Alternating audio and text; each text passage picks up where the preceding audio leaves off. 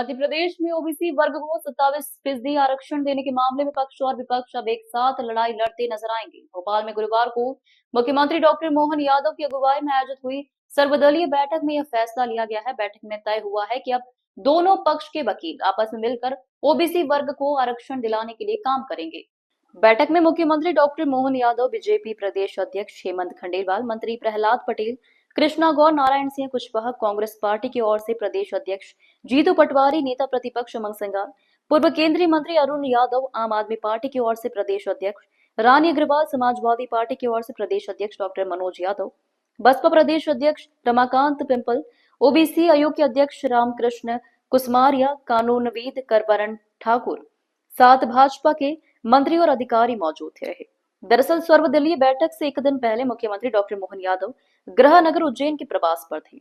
उज्जैन में CM doctor Mohan Yadav ने कहा था कि हम 27% आरक्षण देना चाहते हैं। सरकार और पार्टी का रुख साफ है। कांग्रेस भी कहती है कि वह 27% आरक्षण चाहती है। सर्वदलीय बैठक खत्म होने के बाद मुख्यमंत्री डॉक्टर मोहन यादव ने कहा कि सभी राजनीतिक दलों ने मिलकर तय किया है कि राज्य में ओबीसी वर्ग को 27% आरक्षण दिलाना है। सुप्रीम कोर्ट में इस विषय पर सुनवाई नहीं चल रही है और 22 सितंबर से लगातार हायरिंग होगी।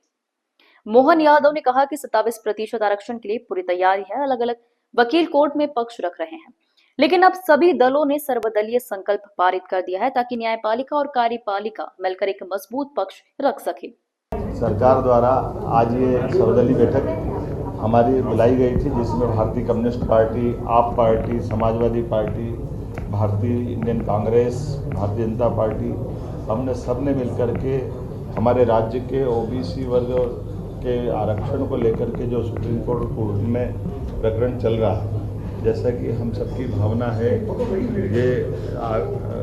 चलने वाले कोर्ट के स्टे पर चूँकि कांग्रेस भी और बाकी अपोजिशन पार्टी भी और भारतीय जनता पार्टी भी सबने अपनी विधानसभा में भी इस बात को स्पष्टता के साथ रखा था कि 27% आरक्षण देने में हम यूनानिमस तैयार हैं। तो चूँकि कोर्ट में अलग अलग वकील लड़ रहे हैं, अलग अलग प्रकार से प्रकरण है, लेकिन चूँकि सुप्रीम माननीय न्यायालय ने एक निर्णय लिया कि वो 22 सितंबर से डे टू डे की इसकी हियरिंग करेंगी। ऐसे में डे टू डे की हियरिंग करने में हमारे सब वकीलों का भी मत इकट्ठा आए या वो वकील बैठ करके डिसाइड कर ले कि क्या हो सकता है, वो उस तरह से अपनी लाइन बनाए। हम सब मिलकर के हमारे जो विधानसभाओं के अंदर अलग अलग हमने सबने अपनी बात का समर्थन दिया था, उसी बात के लिए दोबारा आज हम सब बैठे भी हैं और एक सर्वदलीय संकल्प हमने भी पारित किया है, जिसके आधार पर ये ओबीसी आरक्षण देने के लिए एकजुटता एक फोरम पर आए और इसी में विधायिका, न्यायपालिका, कार्यपालिका सम्मिलित रहे। इसके क्रियान्वित करने के समेकित प्रयास करेंगे और इससे जुड़े वकीलों को 10 सितंबर के पहले सभी सामूहिक रूप से बैठ करके बात कर ले, क्योंकि ये बात सही है कि जो हमारे